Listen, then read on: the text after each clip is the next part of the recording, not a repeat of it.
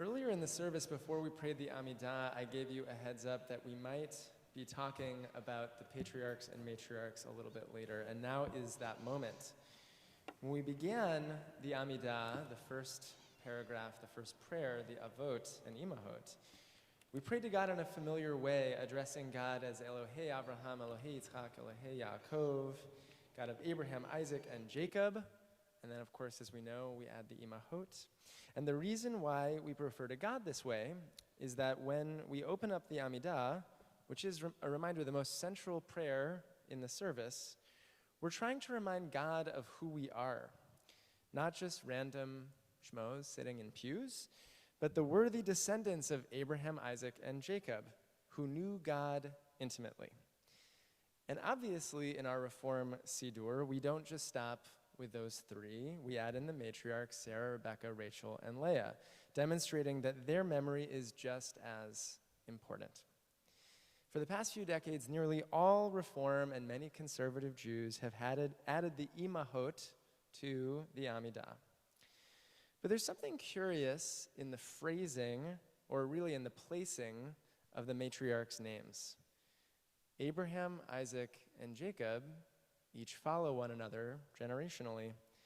But while Sarah precedes Rebecca, who precedes Rachel and Leah, the last two are somewhat out of order. Leah is older, after all. And as we read in this week's Parsha, Leah is also the one whom Jacob marries first. So you'd think that Rachel and Leah would be swapped or would be presented differently in our prayer, the way that we might assume that they would go chronologically. The phrasing that modern Jews use in the Amidah comes from a more traditional blessing for daughters, where the order is given that Rachel should come first. Multiple halachic sources explain this, that this is because Jacob loved her more than he loved Leah. Okay, fine, that's an okay idea. Mystics, however, remove the value judgment and suggest that Rachel represents the revealed world, whereas Leah represents a world that is hidden. And we choose to give honor to the physical world before the hidden spiritual domain. I'm not convinced by that one, but that's what they say. Fine, sure, little less judgmental.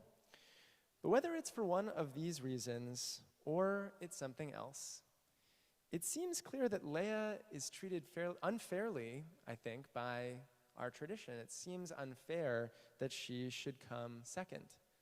But then again, that's par for the course in her story. Many of you know this story already. Jacob arrives in Haran, where he settles with his uncle Laban. He falls in love with Laban's beautiful daughter Rachel and works for 7 years to marry her. But on his wedding night, Laban tricks Jacob by giving him his elder unmarried daughter Leah instead. Genesis 29:25 explains it with characteristically sparse language.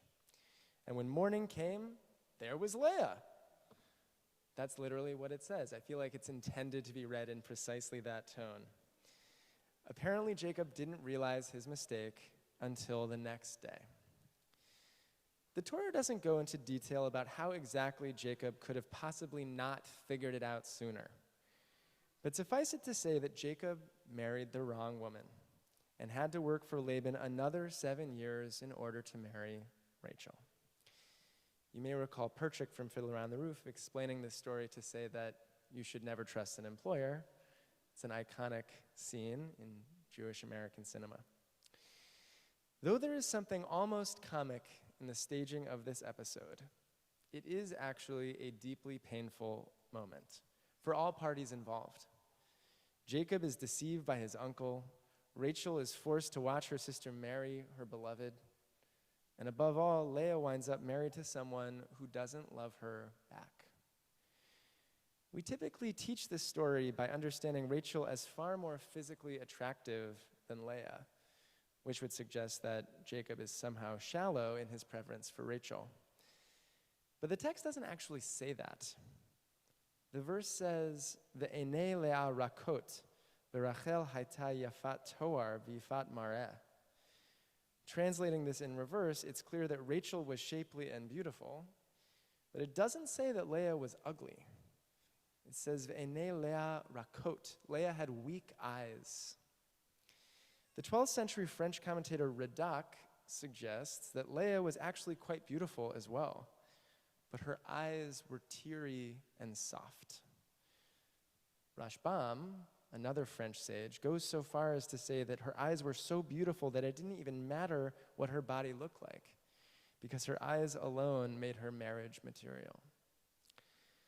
These sages and others try to redeem Leah's physical appearance and try to portray Jacob as something more than merely a chauvinist pig. But there may be deeper meaning in these eyes of Leah. There must be something that she sees in a unique way. The story is actually not completely sad for Leah. In a twist of divine justice, Leah is far more fertile than her sister, Rachel.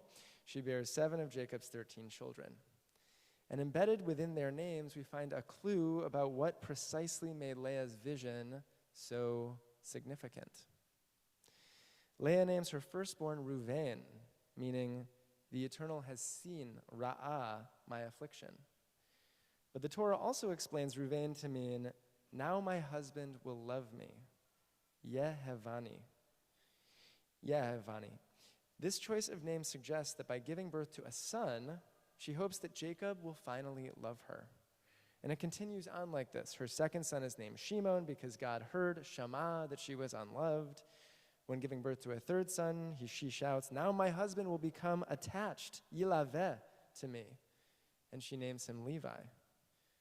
With each child she bears, she holds out hope that Jacob will one day love her fully. But then there's a tonal shift. She bears a 4th child, and her plaintive naming ends. She says, this time I will thank the Eternal. And she names him Yehudah, from Odeh, thanksgiving. At this moment,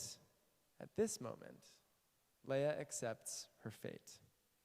She knows that Jacob might never feel the way about her that she really wants, but she's able to thank God anyhow. For his part, Jacob isn't so well served by not loving Leah.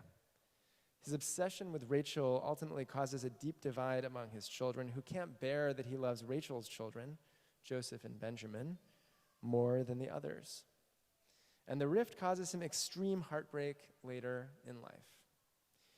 Jacob is as cursed as Leah in this arrangement.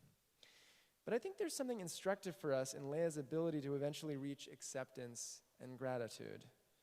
And far from getting short shrift among the patriarchs and matriarchs, Leah may actually be the true hero of the story.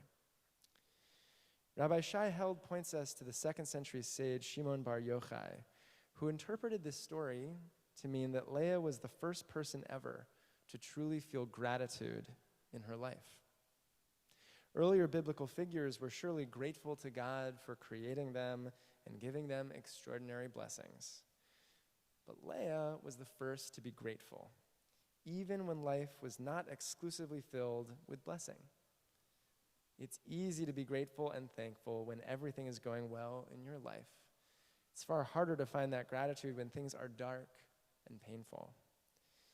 But this is precisely what Leah achieves. She's able to find acceptance and to give thanks, specifically when Judah is born. Judah, I'll remind you, is the figure for whom we take our names as Jews. We are Yehudim, Judahites, no longer Israelites, but Judahites from Judah.